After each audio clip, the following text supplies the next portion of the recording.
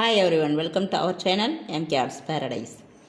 நாம் இன்றைக்கி நம்மளோட கிளாஸில் என்ன பார்க்க போகிறோம் அப்படின்னு பார்த்தீங்கன்னா, கட் பீடு அவுட்லைன் ஸ்டிச்சு.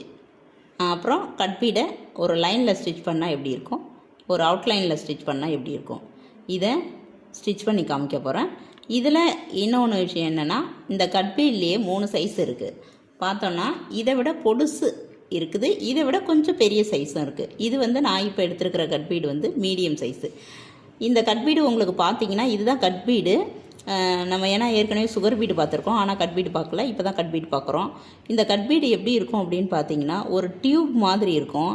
அந்த டியூபை குட்டி குட்டியாக நீட்டமாக இருந்துச்சுன்னா அந்த டியூபை நம்ம கட் பண்ணால் எப்படி இருக்கும், குட்டி குட்டியாக கட் பண்ணால் அது சைஸ் வாரியாக கட் பண்ணி வச்சுருப்பாங்க. அதுதான் நமக்கு கட் பீடு அப்படின்னு சொல்கிறது. இதை கத்தானான்னு சொல்லுவாங்க. அதனால் நீங்கள் கத்தானான்னு தேடினாலும் கிடைக்கும், கட் பீடுன்னு தேடினாலும் கிடைக்கும். ஆனால் இதுக்கு பேர் கட் பீடு. இது எப்படி ஸ்டிச் பண்ணுறதுன்றதை பார்க்கலாம் வாங்க. இப்போது இதுக்கும் நம்ம ஸ்விங் த்ரெட்டு தான் எடுத்துக்கிறோம். அதாவது மிஷினுக்கு யூஸ் பண்ணக்கூடிய, தையல் மிஷினுக்கு யூஸ் பண்ணக்கூடிய நூல் தான் இது. எப்பயும் போல் தான் நம்ம செயின் ஸ்டிச்சு பர்ஃபெக்டாக போட தெரிஞ்சிச்சுன்னா மட்டும் போதும், எல்லா ஸ்டிச்சும் நம்மளால் போட முடியும். ஸோ ஒவ்வொரு செயினுக்கும் ஒரு பீடு. இதில் என்னென்னா, சுகர் பீடு 2 பீடாக போடணும். இது நமக்கு ஒரு பீடுக்கும் ஒரு ஸ்டிச் பண்ணணும். 2ஆவோ 3ஆவோ அந்த மாதிரிலாம் போடக்கூடாது. இங்கே பாருங்கள், இப்போது நான் இதில் கட் பீடு எடுத்துக்கிட்டேன். இப்போது அது என்ன நம்ம லைன் என்ன மார்க் பண்ணியிருக்கோமோ அதில் அப்படியே நம்ம செயின் ஸ்டிச் போட்டே வரணும். எப்படி நம்ம சுகர் பீடு ஸ்டிச் பண்ணோமோ அதே மாதிரி தான். பட் இங்கே என்னென்னா, ஒவ்வொரு பீடுக்கும் ஒரு ஸ்டிச் பண்ணுவோம். அங்கே 2 பீடுக்கு ஒரு ஸ்டிச் பண்ணோம்.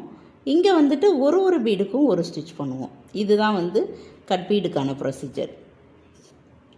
இப்போ பாருங்கள், உங்களுக்கு இது அப்படியே இதே மாதிரி தான் இந்த லைன் ஃபுல்லாகவே நம்ம ஸ்டிச் பண்ணிட்டு வரணும்.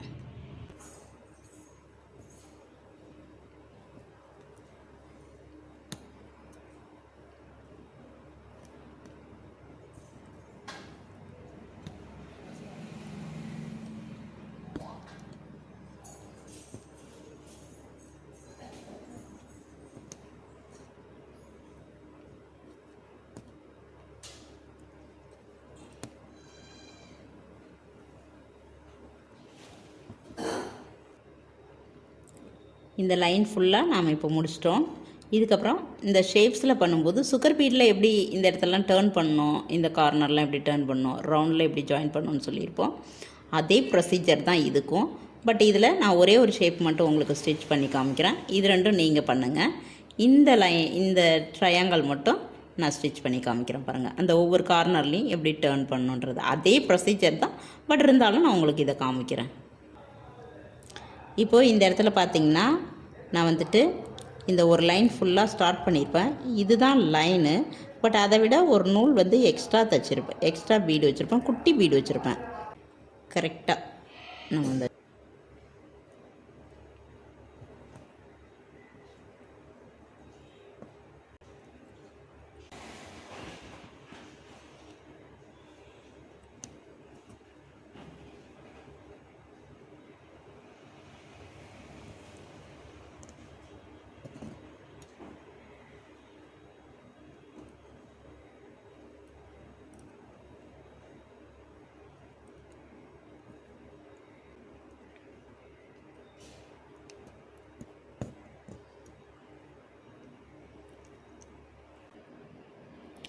இப்போது இந்த கார்னரும் திருப்பிட்டு நம்ம இங்கே எண்டு நாட் போட்டு முடிச்சிட்டோம். இப்போ பார்த்தீங்கன்னா நமக்கு நல்லா அந்த கார்னர்லாம் நல்லாவே நமக்கு டேர்ன் ஆகிருக்கும், உள்ளே இருக்கும். இதே மாதிரி தான் இது ஸ்ட்ரைட் லைனில் வரணும். இப்போ இதில் பார்த்திங்கன்னா இந்த 2க்கு இடையில ஒன்று வரும்.